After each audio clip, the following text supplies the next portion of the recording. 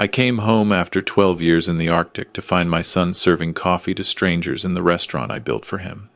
He handed me a stale muffin and apologized that it was all he could spare. He looked at me with hollow eyes and saw nothing but an old drifter seeking warmth from the November cold. He did not recognize his own father. He did not know that the man in the worn parka was not a vagrant, but a ghost carrying $18 million in mining royalties and a heart full of fire. Before I tear their world apart, let me tell you how we got here. My name is Harold. I am 67 years old. For 12 years, the world believed I was either dead in a mining collapse near Yellowknife or frozen somewhere in the Nunavut wilderness.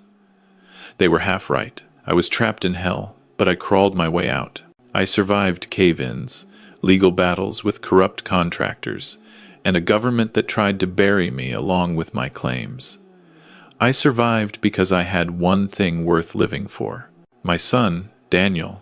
The night I returned to Vancouver, the rain was relentless. It battered the streets of Kitsilano with that particular Pacific Northwest fury that seeps into your bones. I stood on the sidewalk across from the Maple Leaf Bistro, a beautiful heritage building I had purchased outright for $2.3 million 14 years ago. I bought it for my son, so he would have security while I was away working the northern mines. I bought it so he could build his dream while I secured our family's future. My hands trembled as I crossed the street, not from the cold, but from a terrible, desperate hope. I imagined him opening the door. He would be 42 now, perhaps married, perhaps there were grandchildren. I had missed so much. I adjusted my hood. I had not shaved in weeks, and my clothes were deliberately worn. I looked like what I needed to look like. A man with nothing, a man no one would notice. In the lining of my jacket, sewn into the fabric, were the documents that proved I owned half of a rare earth mineral deposit worth more than this entire neighborhood. I pushed open the door. A bell chimed overhead. The warmth hit me first, then the smell of coffee and bacon. The restaurant was busy for a Thursday evening, tables filled with young professionals and families enjoying dinner.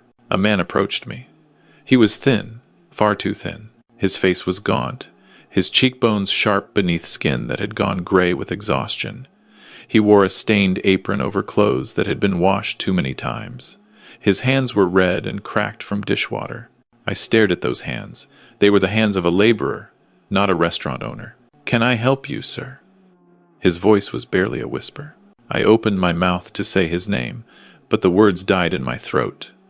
I looked into his eyes. They were the same blue eyes his mother had given him, the same eyes I had kissed goodbye 12 years ago when he drove me to the airport. It was Daniel, my Daniel, but there was no recognition in his gaze. He looked at me and saw only a homeless man seeking shelter from the rain. "I am sorry, sir," he whispered, glancing nervously over his shoulder. "We do not have any spare tables right now, but I can give you something to eat. Please, take this and wait outside. I will bring you coffee." He pressed a day-old muffin into my hand. His fingers were ice-cold despite the warmth of the restaurant. He was feeding me scraps in the restaurant I had bought for him. "Daniel, who is that?" The voice came from the back. It was sharp, commanding, dripping with practiced disdain. A woman emerged from the kitchen. She was perhaps 45, blonde hair perfectly styled, wearing designer clothes that had no place in a working restaurant. Diamonds glittered on her fingers. "Victoria, my daughter-in-law, the woman I had trusted to help run the business while I was away." She looked at me. She squinted at my face, my ragged beard, my cheap clothes. Then a slow smile spread across her face. It was not a smile of recognition. It was the smile of someone who enjoyed watching insects squirm. "A beggar, Daniel? Really?" She laughed. "Get him out of here. He is driving away customers." I felt Daniel flinch beside me. The movement was small, almost imperceptible, but I recognized it. It was the flinch of a man who had been struck before. "I am sorry," he mumbled to me. "Please go." I stood there, holding the muffin, feeling my heart crack into pieces. My son was trembling. My son was afraid. My son was working in his own restaurant like a servant. Just a moment. A new voice. A man walked out from the back office. He was tall, broad-shouldered, wearing a suit that cost more than most people earn in a month. His face was handsome in that cruel way that certain men cultivate. He carried a glass of expensive whiskey. Robert, Victoria's brother. I recognized him from the photos Daniel had sent me years ago. Robert walked up to me. He was close enough that I could smell the alcohol on his breath. He looked me up and down with pure contempt. "You are tracking mud on my floors, old-timer." He gestured with his glass. "Danny boy, get a mop. Clean up after your little friend here." "My floors," he said, "my floors. In the building I had purchased." Daniel hurried to get a mop. He actually hurried. He moved with the desperate efficiency of someone who knew what happened when he was too slow. "Now then," Robert turned back to me. "Victoria tells me you are bothering her customers. Is that true?" "I just wanted to get warm," I said. I let my voice crack. I let my shoulders slump. I became the broken old man they expected to see. Robert reached into his pocket. He pulled out a $20 bill. He held it up between two fingers, then dropped it on the wet floor at my feet. "There. Get yourself a room at the shelter. And do not come back here. This is a respectable establishment." I looked at the money on the tiles. $20. The price of a large coffee and a sandwich. The price of my dignity. I bent down slowly. My knees ached from the cold, from the years of hard labor in the mines. I picked up the bill. "Thank you," I whispered. "Now get out." Victoria pointed at the door. "Before I call the police." I shuffled toward the exit. But as I passed Daniel, I felt something. A slight pressure on my arm. I looked up. He was staring at me. His brow was furrowed. Something flickered in his eyes. Confusion, recognition, trying to break through years of conditioning. "Wait," he said softly. "Do I know you?" "Daniel." Victoria's voice was a whip crack. "Stop chatting and get back to work. Table 7 needs clearing." The moment shattered. Daniel dropped his gaze and hurried away with his mop. I walked out into the rain. I stood on the sidewalk, letting the water soak through my coat. The muffin was still in my hand. I could not eat it. My throat was too tight. A black SUV pulled up to the curb. The window rolled down. Mr. Morrison. My lawyer, a woman named Catherine, looked at me from the driver's seat. Her face was grim. "Get in." I climbed into the warm leather interior. I peeled off the wet hood and wiped the rain from my face. "Did you see him?" Catherine asked. "I saw him, and—" I closed my eyes. The image of Daniel, thin and frightened, handing me a stale muffin, burned behind my eyelids. "They are going to pay," I said. "Every single one of them. They are going to pay for what they did to my boy." Catherine nodded. She reached into the back seat and handed me a folder. "I found out why he stayed," she said. "Why he did not leave." I opened the folder. Inside was a photograph. A little girl, perhaps 8 years old, with blonde curls and blue eyes that were unmistakably my son's eyes. She was in a hospital bed, connected to machines. "Who is this?" "Your granddaughter. Her name is Emma. She has a congenital heart defect. She needs specialized treatment." Catherine's voice was heavy. "They have been telling Daniel that he owes over $1 million in medical debt. They have been telling him that if he leaves, if he stops working, they will cancel the insurance. They will let her die." I stared at the photograph. My granddaughter, a child I never knew existed, a child they were using as a hostage. And his wife? The mother? Passed away 3 years ago. Complications from pneumonia. Daniel was devastated. "So he is alone," I said quietly. "Alone with a sick daughter and no one to help him." "He thinks he has no one," Catherine corrected. "He does not know about you. He does not know you survived. Victoria told him you were dead. She showed him fake death certificates. She told him you died owing money to dangerous people, and that those debts passed to him. Lies. All of it was lies. There is more." Catherine handed me another document. "The restaurant is not in his name anymore. 3 years ago, Victoria had him sign over the deed. She told him it was to protect the asset from your creditors. She forged the paperwork to make herself the legal owner." I looked at the document. I saw my son's signature, shaky and desperate. I saw the notary stamp. I saw the fraud. "They stole everything from him," I said. "They took his business, his dignity, his hope, and they are using his daughter as a leash." "Yes." Catherine started the car. But here is the thing they do not know. The trust you set up before you left, the one that pays for medical expenses for your descendants, it has been active this entire time. Emma's treatments have been fully covered. There is no debt. There never was. I felt the world tilt. The trust. I had almost forgotten. I had set it up 20 years ago, an irrevocable fund managed by a Swiss bank, designed to cover any medical emergency for my family. It paid automatically. It did not need anyone's permission. The hospital has been sending statements to the restaurant, Catherine continued. Zero balance every month. Victoria has been intercepting them. She shreds them and creates fake invoices with inflated numbers. How long? Since Emma was born. 8 years of fake debt. 8 years of slavery. All for a bill that was already paid. I closed the folder. I looked out at the rain-streaked city. What do you want to do, Harold? Catherine asked. I want to destroy them. I want to take everything they have and leave them with nothing. But first, I need my son to trust me again. I need him to know who I am. That will be difficult. He has been conditioned to believe you abandoned him. Victoria has spent 12 years poisoning his mind against you. Then I will have to show him the truth. I will have to prove it. I pulled out a small device from my pocket. It was a listening device. Military grade, no bigger than a button. I had planted one under the counter when I bent down to pick up the money. Let us see what they say when they think no one is listening. Catherine drove us to the hotel. I sat in the darkness of my suite, the small speaker on the table in front of me, and I listened. Robert's voice came first, slurred with whiskey. Did you see that old bum? He actually took the money off the floor. Victoria laughed. Pathetic. These people have no pride. Like your brother-in-law? Robert chuckled. Where is Danny boy anyway? Doing the dishes. Victoria's voice was casual, dismissive. Where else would he be? You know, Robert said, we should probably think about selling this place soon. The real estate market is hot right now. We could get $4 million. Easy. Not yet. Victoria's voice dropped. We need to make sure there are no loose ends.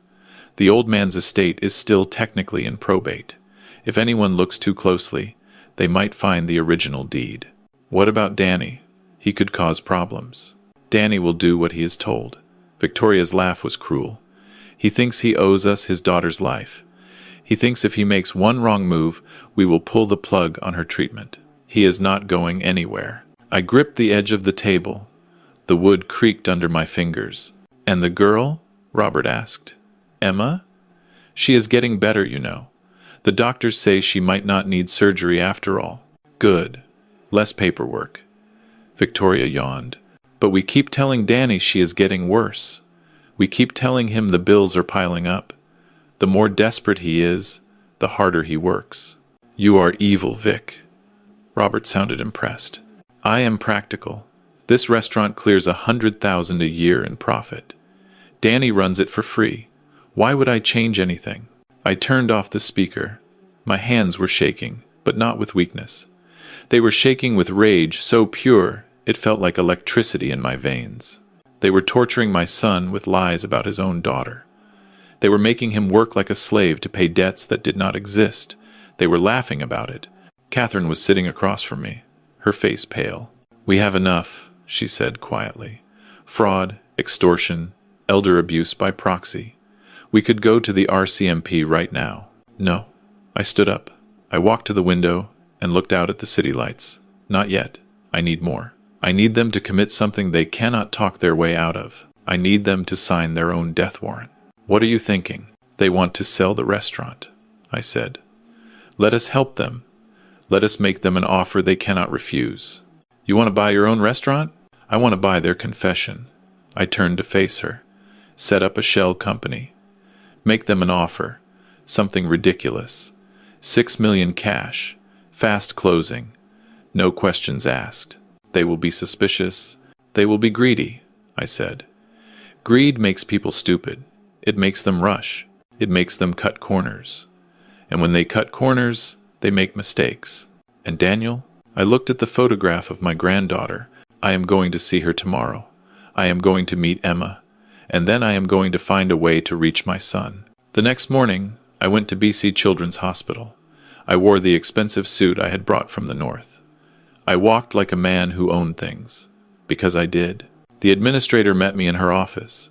Her name was Mrs. Chen, and she looked nervous. "Mr. Morrison," she said, "I was not aware you were back in the country. Your foundation has been so generous over the years." I smiled. My foundation, the trust I had set up, the money that had been paying Emma's bills without anyone knowing. "I would like to see my granddaughter," I said, "and I would like to see the account records for her care."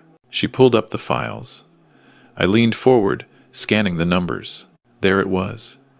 8 years of treatments, surgeries, specialized care, hundreds of thousands of dollars, and in the column marked balance due, a single number, 0. "Mr. Morrison," Mrs. Chen said carefully, "I should tell you, a woman has been calling, claiming to be the child's guardian. She has been asking us to send bills to a different address. She wanted us to send statements showing amounts owed. Did you comply?" "No, sir. Our records show the trust pays everything directly. There is nothing to bill." We told her as much, but she was very insistent. I nodded slowly. I knew exactly who that woman was. "May I see Emma?" She led me through the corridors to the pediatric ward, room 412. I stopped at the window. Inside, a little girl was sitting up in bed, drawing with crayons. She had blonde curls and my son's eyes. She was pale, but she was smiling. She was drawing a picture of a house with a garden. I pressed my hand against the glass. This was my blood. This was the child they had threatened. This was the leverage they used to break my son. "She is doing well," Mrs. Chen said. "The latest tests show significant improvement. She may not need the surgery we originally planned. It is quite remarkable, actually." I felt tears prick at my eyes. I blinked them away. "Has her father visited?" "Every day." Mrs. Chen's voice softened. "He comes after his shift at the restaurant, stays until she falls asleep, then goes back to work the night shift. He looks exhausted, but he never misses a visit. He loves her very much. My son. Working himself to death for a debt that did not exist, then spending every spare moment with his daughter, never giving up, never abandoning her, just like I had taught him. "I want to meet her," I said, "but not yet. Not until I can introduce myself properly." I turned away from the window. The image of Emma burned into my mind. Catherine was waiting for me in the lobby. "The offer has been sent," she said. $6 million, cash, closing in 72 hours. "Good." I checked my watch. Now we wait. We did not have to wait long. That evening, my phone buzzed. It was a text from the surveillance team I had hired to monitor the restaurant. "They're celebrating," the message read. "Champagne." Lots of shouting. I smiled. The fish had taken the bait. I activated the listening device. Victoria's voice filled my earpiece. $6 million, Robert. $6 million. We can be out of the country by next week." Robert was laughing. "I told you this place was a gold mine. All we needed was the right buyer. There is one condition." Victoria's voice sobered slightly. "They need Danny to sign a waiver. Some kind of legal thing about previous claims. So, make him sign." Robert sounded impatient. "Threaten the kid again. Works every time." I heard Victoria sigh. "Fine. But he has been asking questions lately. He saw that old man yesterday, and something spooked him. He keeps staring at that picture of his father. His dead father," Robert emphasized. "Who is never coming back. Danny knows the score. He will sign whatever we put in front of him." I took off the earpiece. "Catherine," I said, "I need you to arrange something for me. A formal meeting, a conference room, somewhere nice. For the closing? For the reckoning." The next day, I returned to the restaurant. This time, I did not go inside. I waited in the alley behind the building, near the service entrance, near the dumpsters, where they made my son take out the garbage. It was past midnight. The restaurant had closed hours ago, but I knew Daniel would still be inside, cleaning, preparing for tomorrow, working himself into an early grave. The back door opened. Daniel emerged, carrying 2 heavy garbage bags. He looked even worse than before. His shoulders were hunched against the cold, his breath fogged in the November air.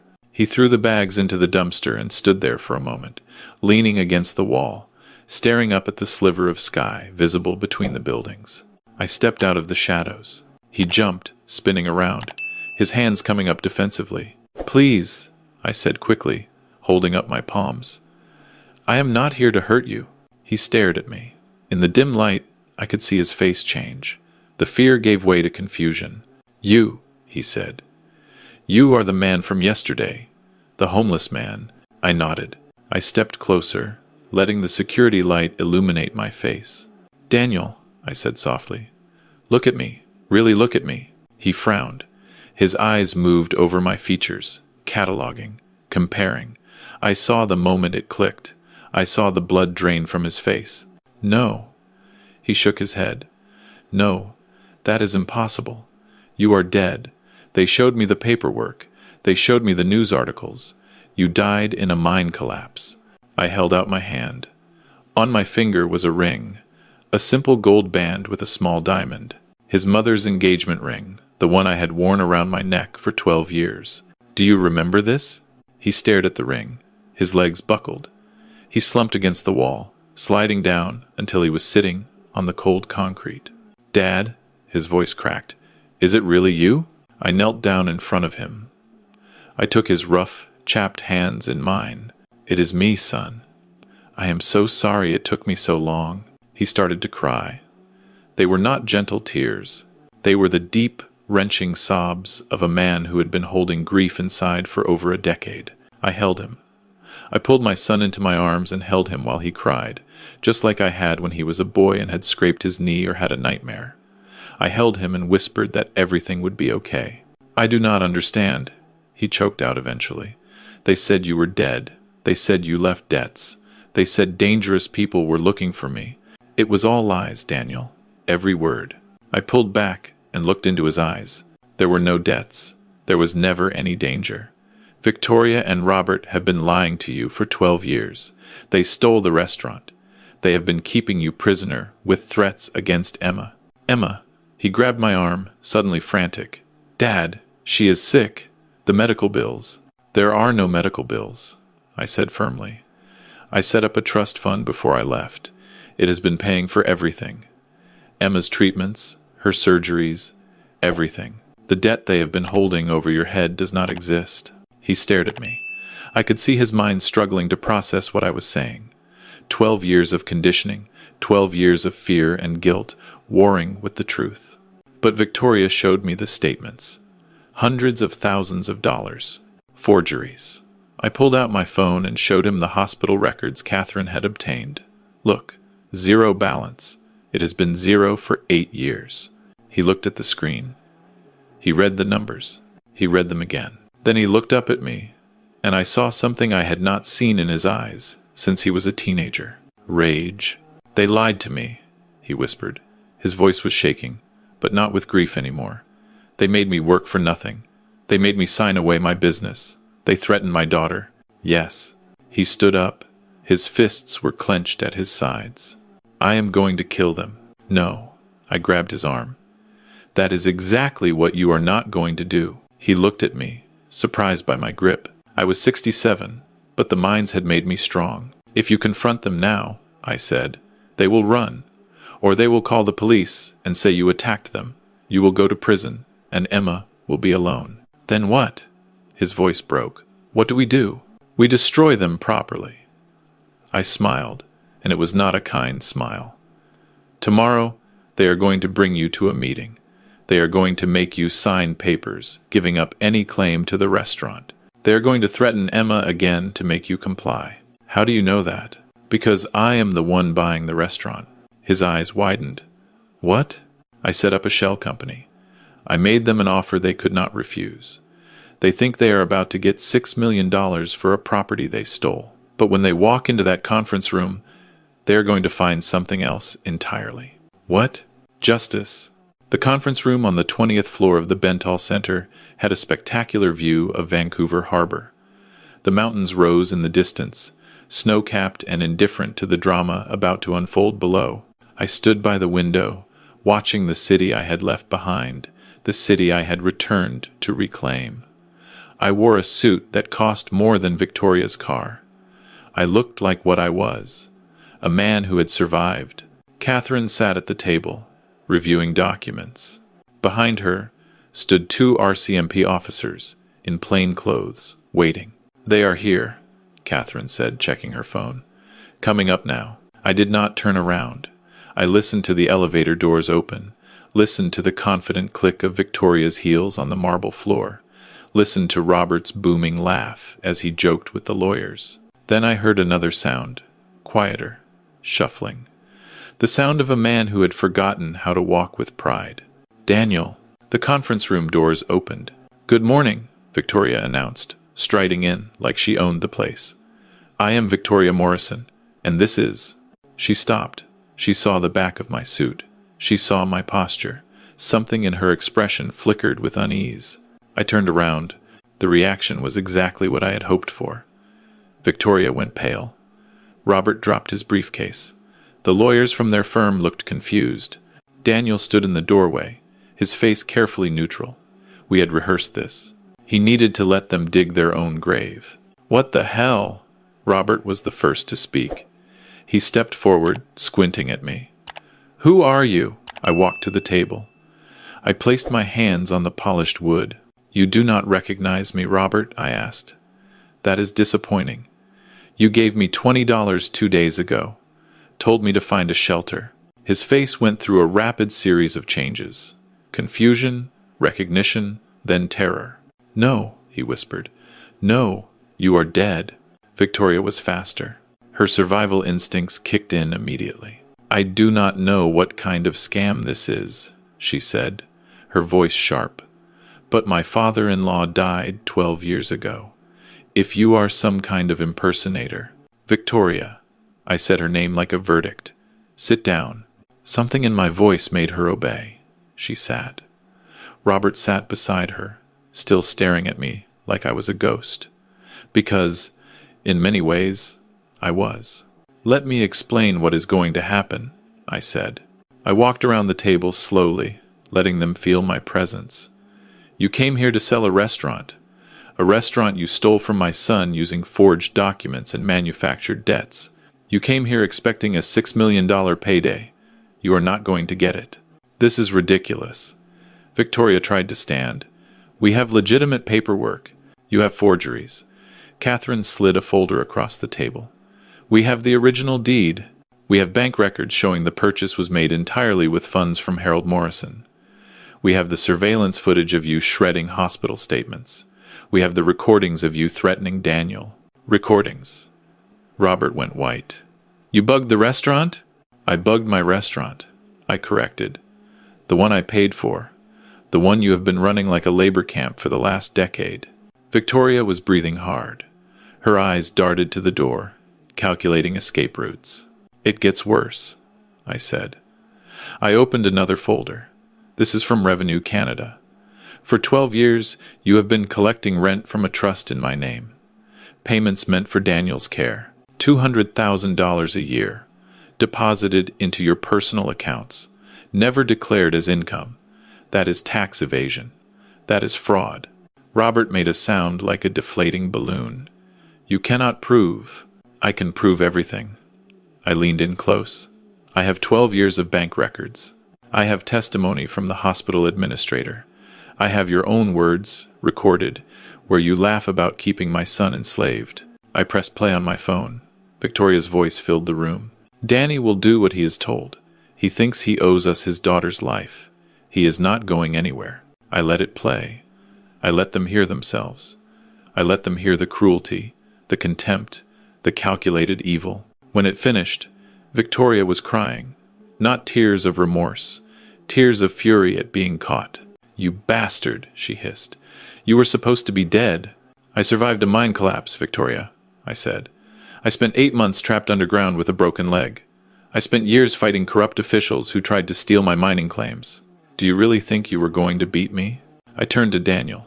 He was standing straighter now, his chin up, his eyes clear. "Daniel," I said, "these are the papers they wanted you to sign. The waiver of claims.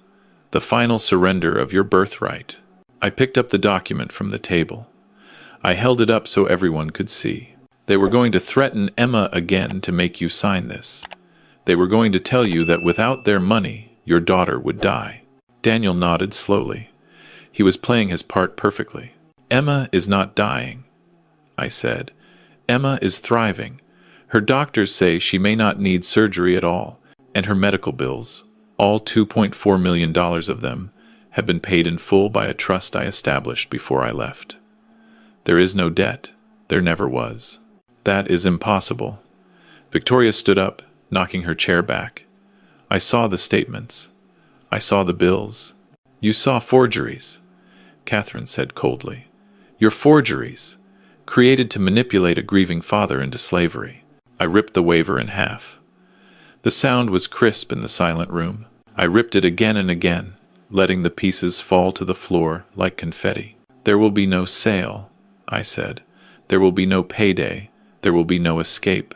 I nodded to the officers by the door. They stepped forward. Victoria Morrison, Robert Morrison, you are under arrest for fraud, extortion, tax evasion, and theft over $5,000.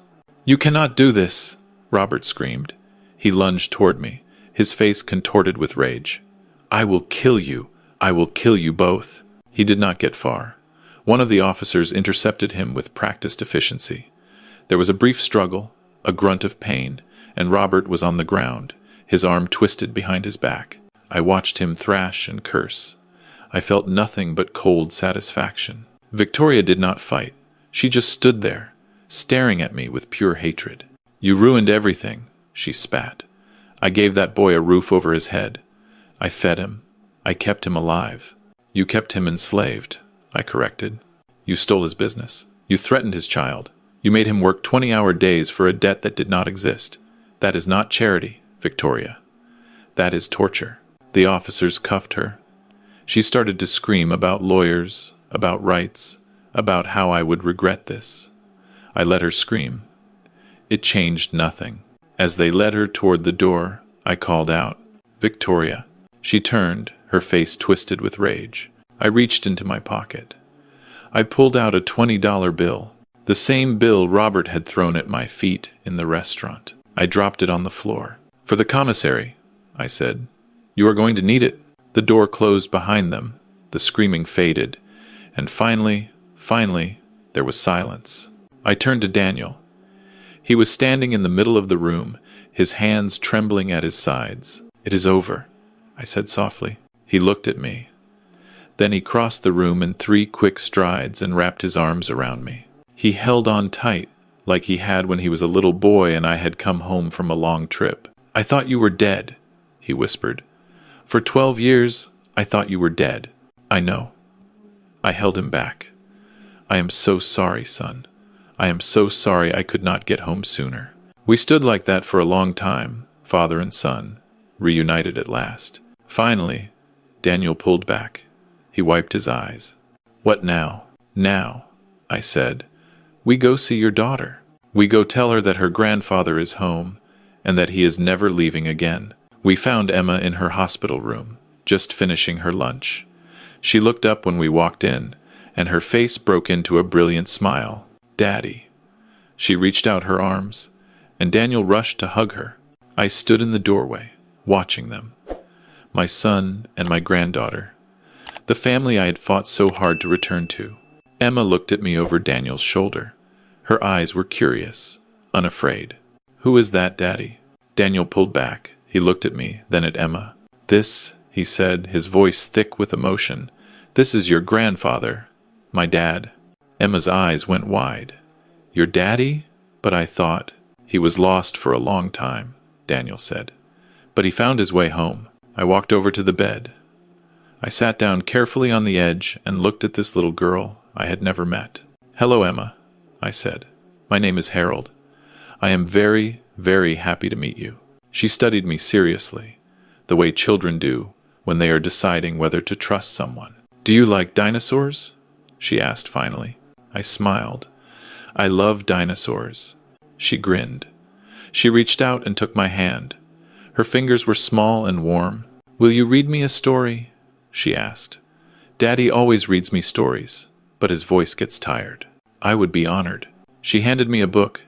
It was well worn, the spine cracked from countless readings. I opened it to the first page, and there, in a hospital room in Vancouver, with my son standing behind me and my granddaughter snuggled against my side, I began to read. The story in the book was about a knight who went on a long journey and faced many dangers, but who never stopped fighting to get home to his family. It was not so different from my own story, really. I read until Emma fell asleep, her head resting on my arm, her breath soft and even. Daniel was crying again, silent tears rolling down his cheeks. "Thank you," he whispered. "Thank you for coming back." I reached out and squeezed his hand. "I am home, son," I said, "and I am not going anywhere." We sat there together, the three of us, as the afternoon sun painted the room in gold. Outside, the city went on with its business, oblivious to the drama that had unfolded. The restaurant would reopen tomorrow, with Daniel as the rightful owner. The lawyers would sort out the legal mess. Victoria and Robert would face justice. But all of that could wait. For now, there was only this. My family, safe, together. It had taken 12 years, but I had found my way home at last. If you learned anything from my story, let it be this. The most dangerous enemies are often the ones who share your dinner table. They smile while they steal your birthright. They laugh while they enslave your children. But the truth has a way of coming out, and justice, though it may be delayed, is never denied. I learned something else in those cold years in the Arctic. Revenge is a dish best served cold, but redemption is a gift you give yourself.